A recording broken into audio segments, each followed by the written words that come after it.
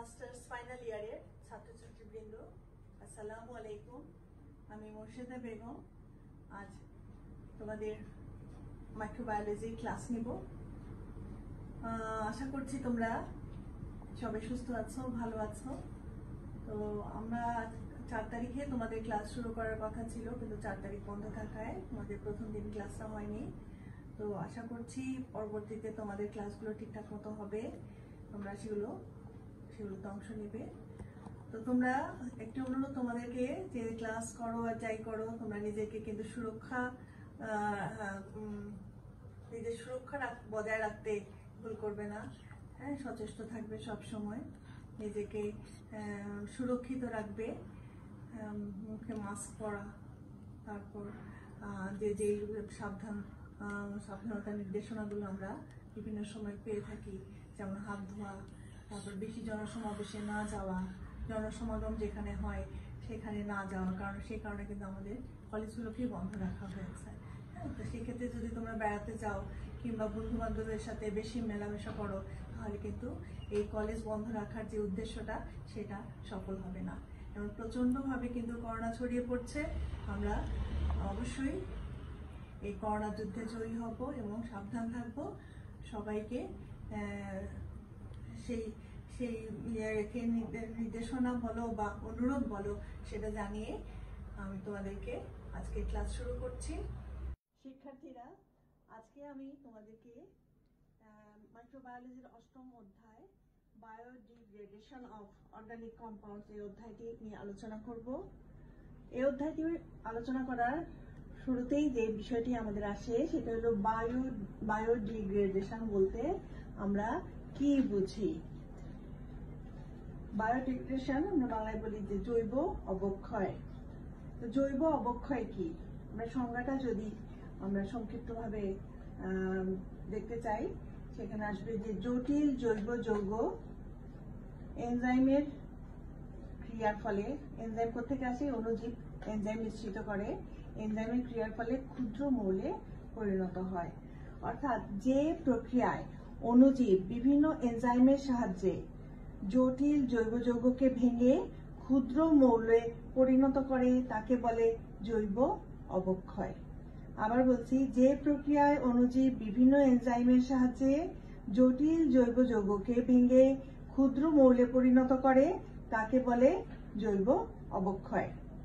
সাধারণত উদ্ভিদ ও প্রাণীর পচনশীল অংশ মাটিতে পচে বিভিন্ন ধরনের জৈব পদার্থ তৈরি হয়ে থাকে।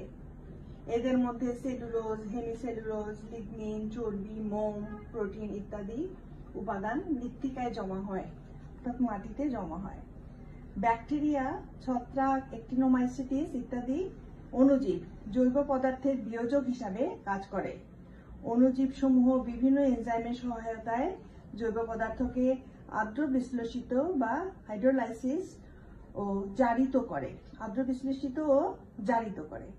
জৈব পদার্থ সমূহ যতক্ষণ না বিভিন্ন মৌল উপাদান যেমন carbon dioxide, carbonic acid, ammonium, sulphate, potassium, calcium, magnesium ইত্যাদি মৌলে পরিণত না হয়, আয়নে পরিণত না হয়, ততক্ষণ পর্যন্ত এই বিয়োজন চলতে থাকে।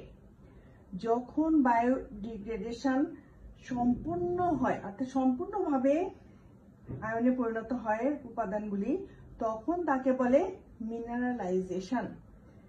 তাহলে মিনারেলাইজেশন কাকে বলে? যখন বায়োডিগ্রেডেশন এই পদ্ধতিটি সম্পূর্ণভাবে তার ক্রিয়া সম্পন্ন করে, তখন তাকে বলে মিনারেলাইজেশন।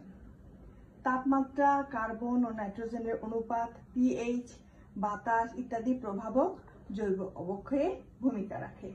বিভিন্ন ধরনের জৈব যৌগ ভিন্ন ভিন্ন অণুজীব দ্বারা বিয়োজিত হয়।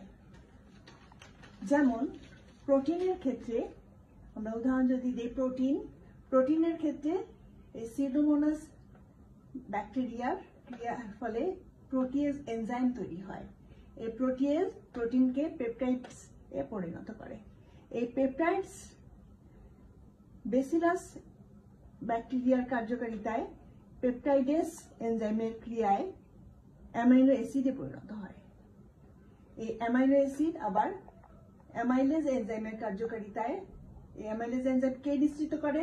Clostridium bacteria. কি তৈরি হয়? অ্যামোনিয়া এবং কোনো অ্যাসিড তৈরি হয়ে যায়। এই অ্যামোনিয়াটা তখন আবার নাইট্রোসোমোনাস ব্যাকটেরিয়ার কার্যকারিতায় নাইট্রাইট এবং নাইট্রোসোকক্কাস ব্যাকটেরিয়ার কার্যকারিতায় নাইট্রেটে পরিণত হয়। এইভাবে প্রোটিন নামক জটিল জৈব যৌগটি নাইট্রেট নামক ক্ষুদ্র মৌলে পরিণত হয় বিভিন্ন মাইক্রো অর্গানিজমের কার্যকারিতায়। এখন যে মাইক্রো অর্গানিজমগুলো এই কার্যে বা এই জৈব অবক্ষয়ে অংশগ্রহণ করে তাদেরকে বলে বিয়োজনকারী অণুজীব বা সেলুলোলাইটিক মাইক্রো অর্গানিজম। এরা বিভিন্ন ধরনের হতে পারে, প্রধানত ব্যাকটেরিয়া, ছত্রাক, বিভিন্ন অ্যাক্টিনোমাইসিটিস এবং প্রোটিয়েস এই বিয়োজনকারী অণুজীব হিসেবে কাজ করে। ব্যাকটেরিয়ার মধ্যে ব্যাসিলাস, ক্লস্ট্রিডিয়াম, সিউডোমোনাস ইত্যাদি বেশি কার্যকর এবং ছত্রাকের মধ্যে অ্যাসপারজিলাস, অল্টারনারিয়া, ফিউজারিয়াম, ফোমস ইত্যাদি এরা বিভিন্ন প্রক্রিয়ায় বিয়োজনকারী হিসাবে অংশগ্রহণ করে। এবার আমরা আসি সেলুলোজ। এখন বায়োডিগ্রেডেশন অফ অর্গানিক কম্পাউন্ডস এই চ্যাপ্টারে তোমাদের সিলেবাসে দুইটি কম্পাউন্ড অর্গানিক কম্পাউন্ডস এর বায়োডিগ্রেডেশন পড়তে বলা হয়েছে, সেটা হলো সেলুলোজ এবং লিগনিন। আজকে আমরা সেলুলোজ নিয়ে আলোচনা করব। সেলুলোজ প্রথমে আমরা দেখি যে সেলুলোজ কি। সেলুলোজ একটি জৈব পলিস্যাকারাইড। অসংখ্য ডি গ্লুকোজের একক বিটা 1,4 গ্লাইকোসাইডিক বন্ধনী দ্বারা আবদ্ধ হয়ে সেলুলোজের সরল দীর্ঘ শিকল তৈরি করে। অর্থাৎ অনেকগুলো ডি গ্লুকোজ গ্লাইকোসাইডিক বন্ধনের মাধ্যমে আবদ্ধ হয়ে কি তৈরি করে? একটি শিকল, লম্বা শিকল তৈরি করে, সেটাই হলো সেলুলোজ। 1250 থেকে 12,500 গ্লুকোজ অণু থাকে প্রতি সেলুলোজ অণুতে। এটি উচ্চ আণবিক ওজনযুক্ত বৃহদাণু। সেলুলোজ পানিতে অদ্রবণীয় কিন্তু অ্যামোনিকাল কিউপ্রিক হাইড্রোক্সাইড সলিউশনে দ্রবণীয়। সেলুলোজ ফাইব্রাস, দৃঢ়, সাদা, কঠিন পদার্থ। কোষ প্রাচীরের প্রধান উপাদান হলো সেলুলোজ। সমস্ত উদ্ভিদের কোষ প্রাচীরে এই সেলুলোজ প্রধান উপাদান। সেলুলোজ এর আণবিক ওজন প্রায় 2 লক্ষ থেকে 20 লক্ষ পর্যন্ত হয়ে থাকে। উদ্ভিদের বয়স ও প্রজাতি ভেদে সেলুলোজের পরিমাণ বিভিন্ন হয়ে থাকে। যেমন পাট ও তুলার আশে 90 থেকে 95% সেলুলোজ পাওয়া যায়। খড় ও কাঠে পাওয়া যায় 30 থেকে 35%, পাতায় 15 থেকে 30%, তৃণলতা বা ঘাসে 30 থেকে 40% সেলুলোজ থাকে। উদ্ভিদের কোষ প্রাচীরে সেলুলোজ অণুগুলো এক বিশেষ বিন্যাসে বিন্যস্ত থাকে। অনেকগুলো সেলুলোজ শিকল পাশাপাশি বিন্যস্ত হয়ে ক্ষুদ্র বান্ডেল তৈরি করে। অর্থাৎ অনেকগুলো গ্লুকোজ মিলে তৈরি করলো সেলুলোজ শিকল। এই অনেকগুলো সেলুলোজ শিকল পাশাপাশি বিন্যস্ত হয়ে তৈরি করে বান্ডেল। এই 80 থেকে 100টি বান্ডেল মিলে হয় মাইসেলি, যাকে কোষ প্রাচীরের ক্ষুদ্রতম গাঠনিক একক বলে ধরা হয়।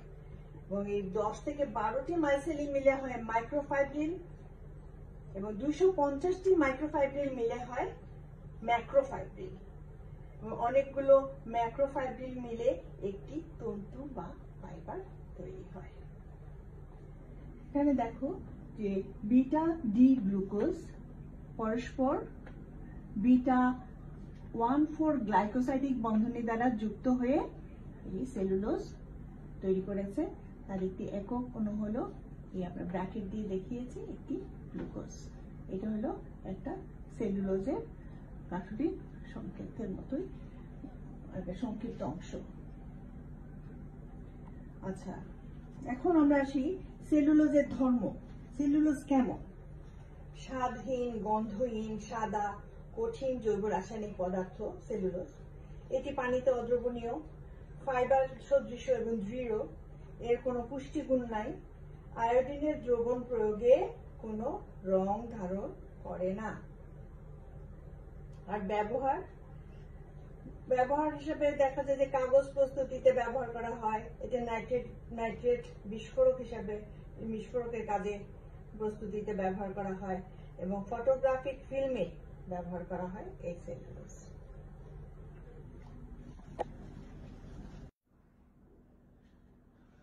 শিক্ষার্থীরা, আজকে আমি তোমাদেরকে যে অধ্যায়টি নিয়ে আলোচনা করব সেটা হলো মাইক্রোবায়োলজির বায়োডিগ্রেডেশন অফ অর্গানিক কম্পাউন্ডস। এটি 8 নম্বর 8ম অধ্যায়।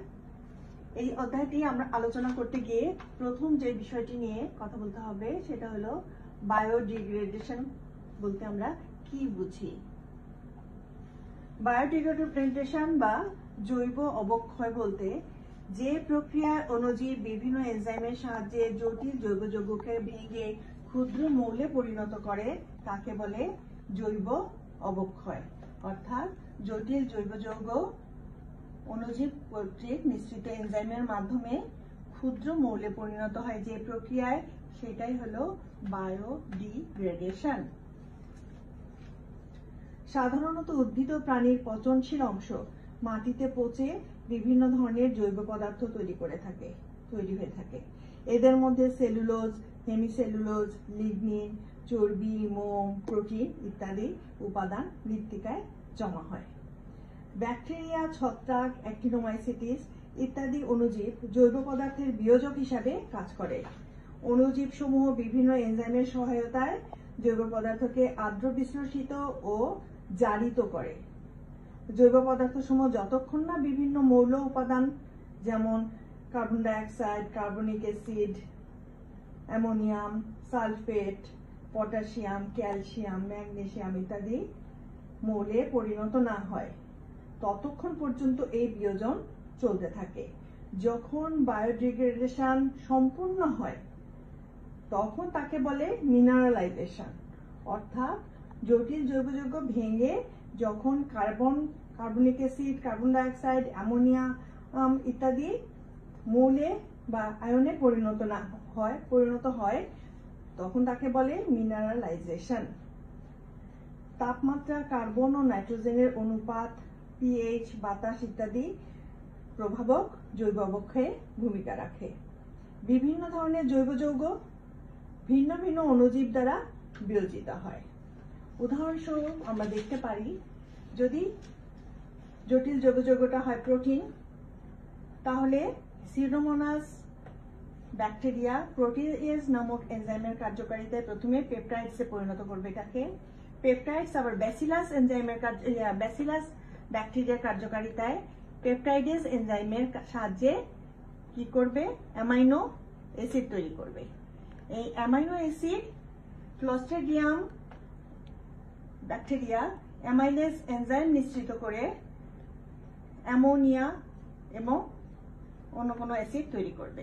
এই অ্যামোনিয়াটা পরে নাইট্রোসোমোনাস ব্যাকটেরিয়ার সাহায্যে নাইট্রাইট এবং নাইট্রোসোকক্কাস ব্যাকটেরিয়ার সাহায্যে নাইট্রেটে পরিণত হবে। অর্থাৎ প্রোটিন নামক জটিল জৈব যৌগটি বিভিন্ন অণুজীবের কার্যকারিতায় কিভাবে কাজ করলো, অণুজীবগুলো বিভিন্ন এনজাইম নিঃসৃত করে সরল বা ক্ষুদ্র মৌলে পরিণত হলো। এই প্রক্রিয়াটাই হলো বায়োডিগ্রেডেশন। আর যখন জটিল যৌগ একদম ক্ষুদ্র অণুতে পরিণত হয়ে সম্পূর্ণরূপে এটা বিয়োজিত হয়ে যাচ্ছে তখন সেটাকে বলে মিনারেলাইজেশন। যে অণুজীবগুলি বিয়োজনকারী হিসাবে কাজ করে তাদেরকে বলে সেলুলোলাইটিক মাইক্রোঅর্গানিজম।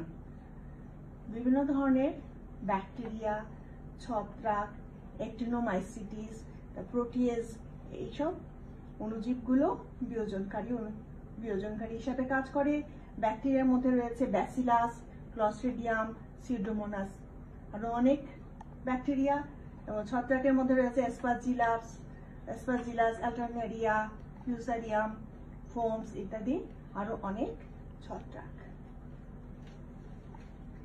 এখন আমরা দেখলাম যে বায়োডিগ্রেডেশন কাকে বলে এবং এটা কিভাবে হয়। এখন আমাদের সিলেবাসে রয়েছে দুটি জটিল জৈব যৌগের বায়োডিগ্রেডেশন আমাদের আলোচনা পড়তে হবে। সেটা একটা সেলুলোজ, অন্যটি হলো লিগনিন। আজকে আমরা সেলুলোজ নিয়ে কথা বলবো। সেলুলোজ, প্রথমেই দেখি সেলুলোজ কি। সেলুলোজ হলো একটি পলিস্যাকারাইড। সেলুলোজ একটি জৈব পলিস্যাকারাইড। অসংখ্য ডি গ্লুকোজের একক কিভাবে বিটা 1,4 গ্লাইকোসাইডিক বন্ধনী দ্বারা আবদ্ধ হয়ে সেলুলোজের সরল দীর্ঘ এরকম দীর্ঘ চেইন বা শিকল তৈরি করে। এখানে একটি গ্লুকোজ আরেকটি গ্লুকোজের সাথে 1,4 গ্লাইকোসাইডিক বন্ড দ্বারা আবদ্ধ হয় এবং দুইটি শিকল পাশাপাশি আবার হাইড্রোজেন বন্ধনী দ্বারা আবদ্ধ থাকে। তাহলে বিটা ডি গ্লুকোজ অণু পরস্পর বিটা 1,4 গ্লাইকোসাইডিক বন্ধনী দ্বারা যুক্ত থাকে।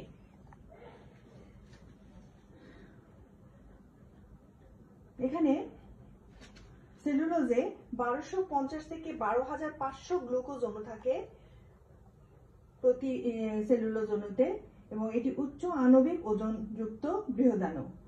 এর ওজন প্রায় 2 লক্ষ থেকে 20 লক্ষ। সেলুলোজ পানিতে অদ্রবণীয়, ফাইব্রাস, দৃঢ়, সাদা, কঠিন পদার্থ। কোষ প্রাচীরের প্রধান উপাদান হলো এই সেলুলোজ। আমাদের পৃথিবীতে যত রকমের বড় উদ্ভিদ রয়েছে এবং অনেক শৈবাল যাদের কোষ প্রাচীর গুলো, শৈবালের দেহ রয়েছে সেলুলোজ নামক উপাদান এবং কোষ প্রাচীরেও সেলুলোজ প্রচুর পরিমাণে পাওয়া যায়। সেলুলোজ অণু কোষ প্রাচীরের মাইক্রোফাইব্রিল তৈরি করে। উদ্ভিদের বয়স ও প্রজাতি ভেদে সেলুলোজের পরিমাণ ভিন্ন ভিন্ন হয়ে থাকে। যেমন পাট ও তুলার আসে 90 থেকে 95%, খড় ও কাঠে প্রায় 30 থেকে 35%, পাতায় 15 থেকে 30%, তারপর ঘাস বা তৃণলতায় 30 থেকে 40% সেলুলোজ থাকে। উদ্ভিদের কোষ প্রাচীরে সেলুলোজ অণুগুলো এক বিশেষ বিন্যাসে বিন্যস্ত থাকে। বহু সেলুলোজ শিকল পাশাপাশি বিন্যস্ত হয়ে ক্ষুদ্র বান্ডেল তৈরি করে। 80 থেকে 100টি বান্ডেল মিলে হয় মাইসেলি। এই মাইসেলিকে কোষ প্রাচীরের ক্ষুদ্রতম গাঠনিক একক হিসাবে ধরা হয়। 10 থেকে 12টা মাইসেলি মিলে হয় মাইক্রোফাইব্রিল।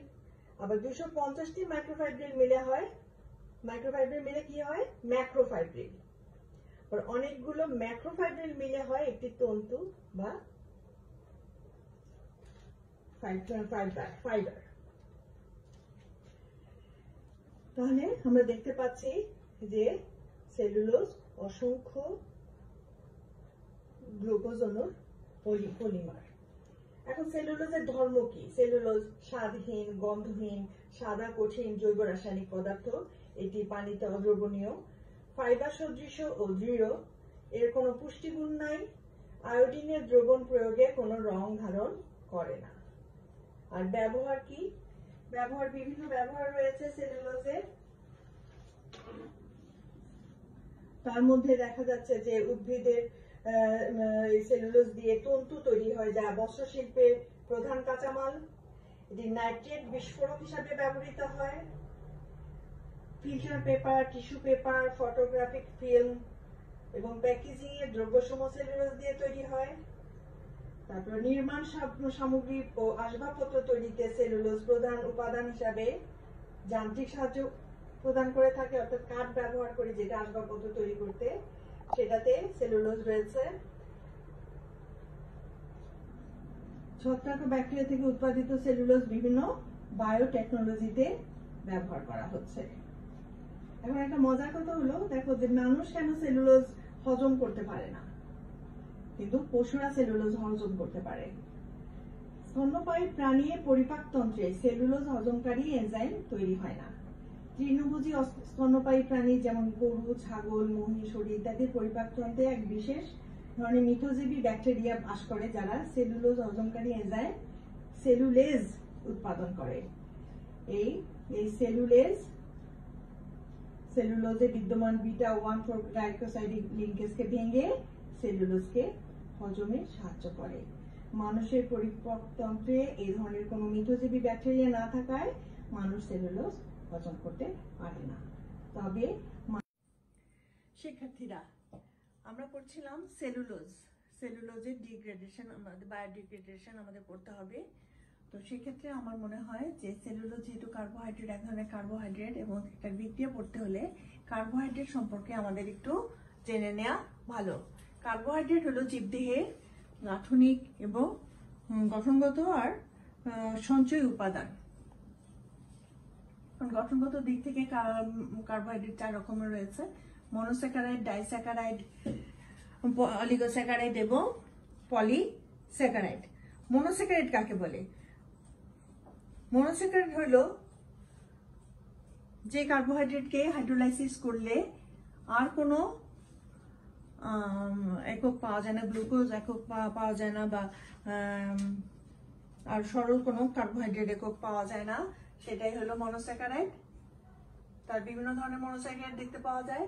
যদি কার্বন সংখ্যা 3টা হয় তাহলে ট্রায়োস, 4টা হলে টেট্রোস, আর 5টা কার্বন যুক্ত হলে মনোস্যাকারাইড হলে পেন্টোজ বলে। পেন্টোজ আবার 2 রকম রয়েছে, রাইবোজ এবং ডিঅক্সি রাইবোজ। রাইবোজের থেকে একটি অক্সিজেন কম থাকে, এই জন্য একটি ডিঅক্সি রাইবোজ। 6টি যদি কার্বন থাকে তখন তাকে বলা হয় হেক্সোজ। হেক্সোজ বিভিন্ন ধরনের হেক্সোজ পাওয়া যায়: গ্লুকোজ, ফ্রুক্টোজ, ম্যানোজ, গ্যালাক্টোজ। এদের গাঠনিক উপাদান একই হলেও আণবিক সংকেতে পার্থক্য রয়েছে বলে বিধায় এদের মধ্যে বিভিন্নতা রয়েছে। আর যদি 7টি কার্বন যুক্ত হয় তাহলে সেটাকে বলে হেপ্টোজ। এখন আমরা গ্লুকোজ নিয়ে একটু বিস্তারিত আলোচনা করি। সেটা হলো, গ্লুকোজ হলো 6 কার্বন বিশিষ্ট একটি মনোস্যাকারাইড। এটার চেইন স্ট্রাকচার আমরা দেখি। চেইন স্ট্রাকচারে দেখা যায় যে এখানে 6টি কার্বন রয়েছে। প্রথম কার্বনের সাথে একটি অ্যালডিহাইড গ্রুপ রয়েছে, CH, ও প্রথম অংশে রয়েছে প্রথমে, তারপরে OH, HOH, তারপর HOCH, HCOH, এরকম করে 5 নম্বর কার্বনে দেখা যায় যে ডান দিকে OH গ্রুপ রয়েছে। যদি কোনো গ্লুকোজের ডান দিক কার্বনের 5 নম্বর কার্বনের ডান দিকে OH গ্রুপ থাকে তখন সেটাকে বলে ডি গ্লুকোজ। প্রকৃতিতে বা উদ্ভিদে যে গ্লুকোজগুলি পাওয়া যায় বা আমরা যেগুলো গ্রহণ করি খাদ্য হিসাবে গ্লুকোজ, বেশিরভাগই ডি গ্লুকোজ। এল গ্লুকোজকে সাধারণত প্রকৃতিতে পাওয়া যায় না, এটা ল্যাবরেটরিতে উৎপাদন করা হয়। এবং এল গ্লুকোজ কোনটাকে বলা হয়? যদি 5 নম্বর কার্বনের হাইড্রোক্সাইড গ্রুপটা বাঁ পাশে থাকে তখন সেটাকে বলবো আমরা এল গ্লুকোজ। তো দেখলাম আমরা চেইন স্ট্রাকচারে গ্লুকোজের গঠন। আমরা দেখি রিং স্ট্রাকচারে কেমন। রিং স্ট্রাকচারে দেখা যায় যে এটা একটা অক্সিজেন ব্রিজ রয়েছে। প্রথমে 1 নম্বর কার্বন, 2 নম্বর কার্বন, 3 নম্বর, 4 নম্বর, 5 নম্বর এবং 6 নম্বর কার্বন। এখন 1 নম্বর কার্বনের যদি হাইড্রোক্সাইড গ্রুপ নিচে থাকে তখন এটা আলফা গ্লুকোজ, আর যদি 1 নম্বর কার্বনের হাইড্রোক্সাইড গ্রুপ উপরের দিকে থাকে তাহলে সেটা হলো বিটা গ্লুকোজ। এরপর আসি ডাইস্যাকারাইড কাকে বলে। যখন কোনো কার্বোহাইড্রেটকে আদ্র বিশ্লেষিত করলে 2টি মনোস্যাকারাইড পাওয়া যায় তাকে বলা হয়, অর্থাৎ 2টি মনোস্যাকারাইড নিয়ে তৈরি হয় ডাইস্যাকারাইড। উদাহরণ হিসাবে সুক্রোজ, ম্যালটোজ, ল্যাকটোজ, সেলোবায়োজ। তার সুক্রোজ কিভাবে তৈরি হয়? একটা আলফা গ্লুকোজের সাথে আরেকটা আলফা ফ্রুক্টোজ মিলে হয়ে যায় সুক্রোজ। আমরা এখানে দেখি যে আলফা গ্লুকোজ মিলিত হয়েছে আলফা ফ্রুক্টোজের সাথে। ফ্রুক্টোজটা আমাদের যে গাঠনিক উপাদান, গাঠনিক সংকেত দেখা যায়, এটাকে জাস্ট 180 ডিগ্রি ফ্লিপ করে উল্টে গিয়ে এটার সাথে যুক্ত হয় এবং পরে একটি গ্লাইকোসাইডিক বন্ডের সাহায্যে মিলিত হয়ে এখনো পানি উৎপন্ন হয় এবং সুক্রোজ তৈরি হয়। এরপর আমরা সবগুলো দেখবো না, যে ম্যালটোজ তৈরি হয় যে দুইটি গ্লুকোজের দুইটি গ্লুকোজ আলফা গ্লুকোজের সাথে মিলে ম্যালটোজ তৈরি হয়। আর সেলোবায়োজ তৈরি হয় 2টি বিটা গ্লুকোজ পরস্পরের সাথে মিলিত হয়ে তৈরি হয় সেলোবায়োজ। এই বিটা গ্লুকোজ, এটা একটা বিটা গ্লুকোজ। বিটা গ্লুকোজ কাকে বলেছি আমরা? যদি হাইড্রোক্সাইড গ্রুপটা 1 নম্বর কার্বনে হাইড্রোক্সাইড গ্রুপ যদি উপরে থাকে তখন এটা বিটা গ্লুকোজ, এটাও বিটা গ্লুকোজ। দুইটা বিটা গ্লুকোজে এখানে দেখো যে 1 নম্বর কার্বনের এই OH থেকে একটা হাইড্রোজেন চলে গিয়ে পাশের যে আরেকটা বিটা গ্লুকোজ আছে তার এই 4 নম্বর কার্বনের হাইড্রোক্সাইড গ্রুপ মিলিত হয়ে একটা পানির অণু তৈরি হয়ে বের হয়ে যায় এবং একটি অক্সিজেনের একটি বন্ধনী, গ্লাইকোসাইডিক বন্ধনীর সাহায্যে একটি অক্সিজেনের মাধ্যমে দুইটি গ্লুকোজ অণু মিলিত হয় এবং এক অণু পানি বের হয়ে যায়।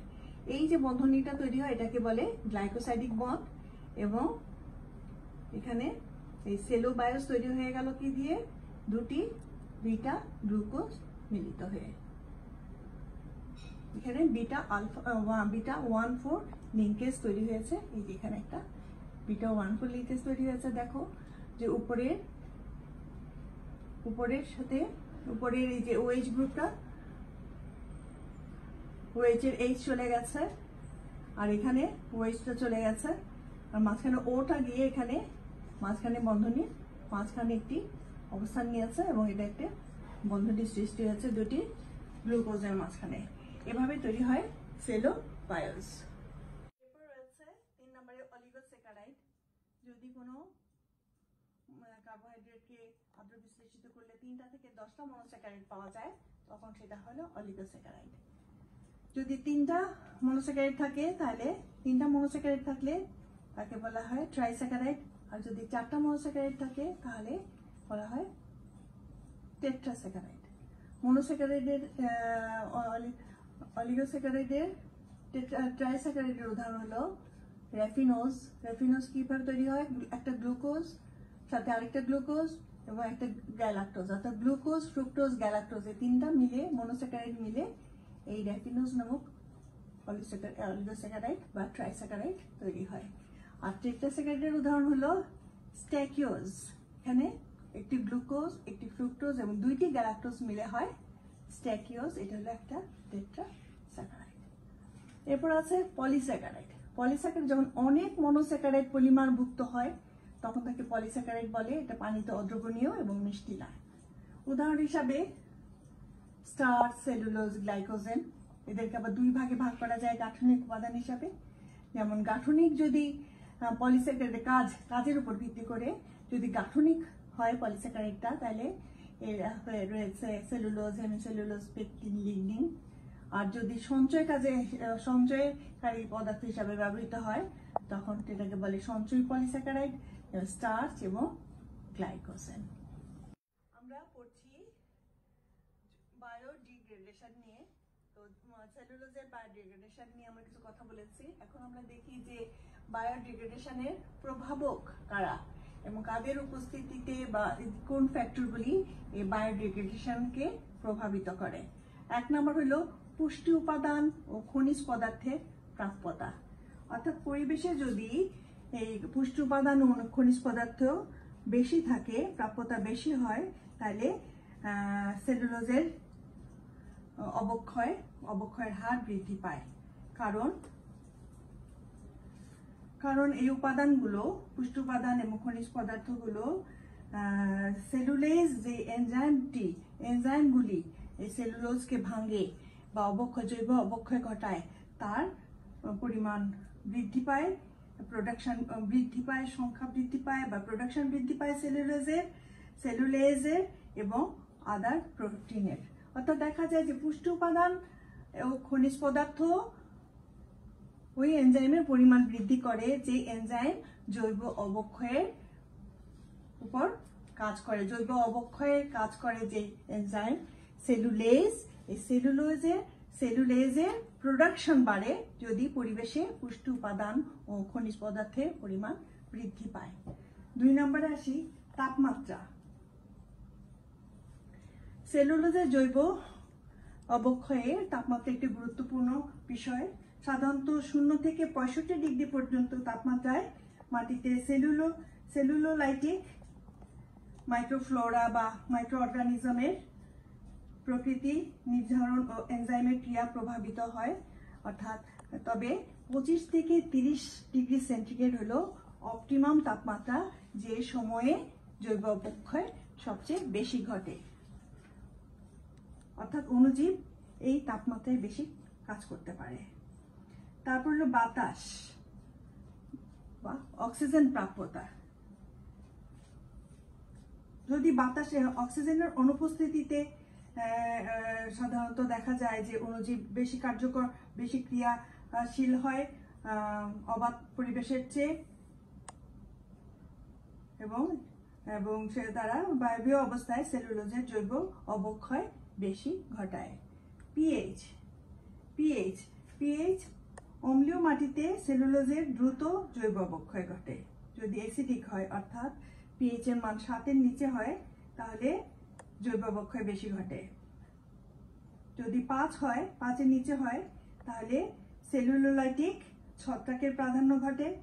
আর যদি 7-এর বেশি হয়, অর্থাৎ ক্ষারীয় পরিবেশ হয়, তাহলে ব্যাকটেরিয়া ও অ্যাক্টিনোমাইসিটিসের প্রাধান্য ঘটে এবং তাদের মাধ্যমে এই সেলুলোজের অবক্ষয় ঘটে।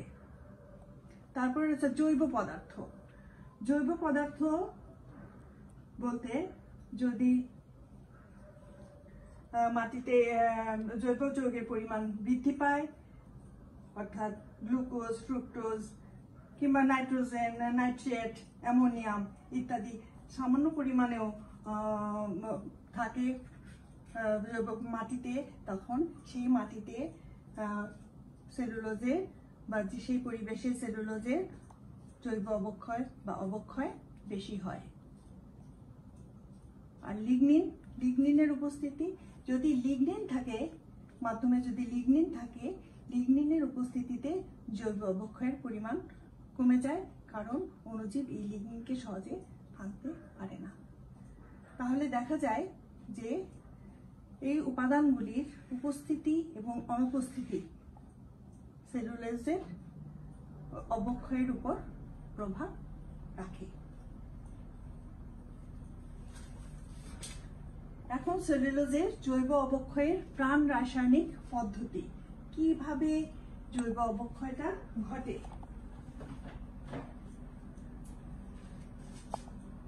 সেলুলোজ হচ্ছে একটি জটিল যৌগ।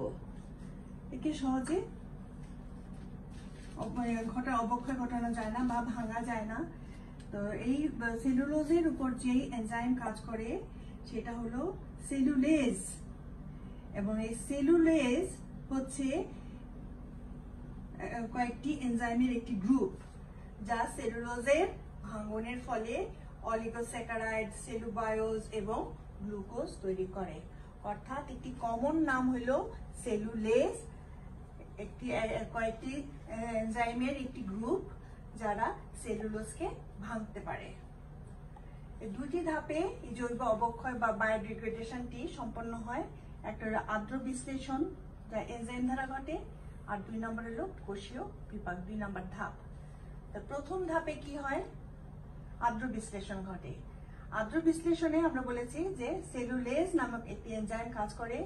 কয়টি এনজাইম নিয়ে সেলুলেজ এনজাইম এই গ্রুপটি গঠিত, সেটা হলো, প্রথমটি হলো এন্ডো বিটা 1,4 গ্লুকানেজেস, 2 নম্বর বি হলো এক্সো বিটা 1,4 গ্লুকানেজেস, আর সি হলো সেলোবাইয়েজেস, আবার এটাকে বিটা 1,4 গ্লুকোসাইডেজেসও বলা হয়। এখন প্রথম এনজাইম কি করে? প্রথম এনজাইম সেলুলোজের যে সূত্র রয়েছে বা ফাইব্রিলকে বা পলিমার চেইনকে মাঝে মাঝে ভেঙে দেয়, অর্থাৎ এটা বৃহৎ অণুটাকে ভেঙে টুকরো করে দেয় এবং অলিগোস্যাকারাইড তৈরি করে। এন্ডো এনজাইম পলিস্যাকারাইডকে ভেঙে ছোট করে অলিগোস্যাকারাইড তৈরি করে। এক্সো এনজাইম কি করে?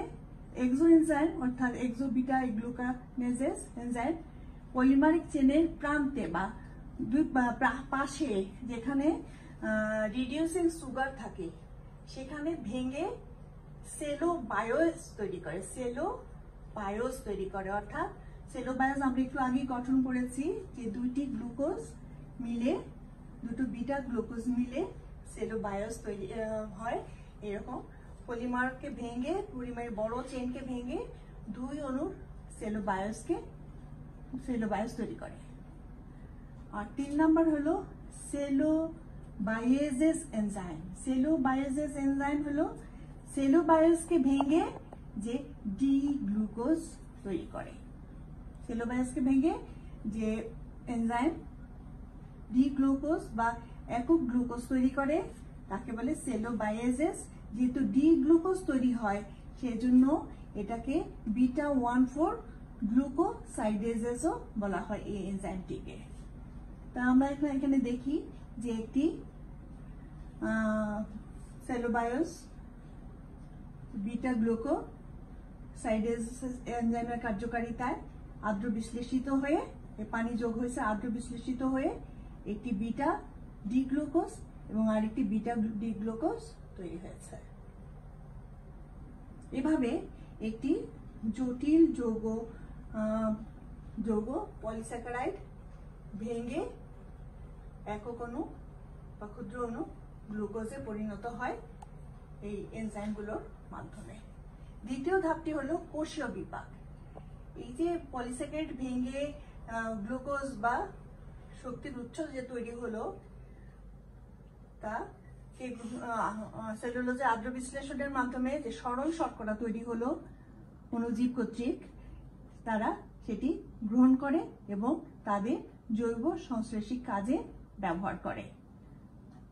জৈব সংশ্লেষণিক কাজে ব্যবহার করে, অর্থাৎ যে সিনথেসিস বায়োসিনথেসিস হয় তাদের দেহে, সেই বায়োসিনথেসিসে এই গ্লুকোজগুলি কাজ করে।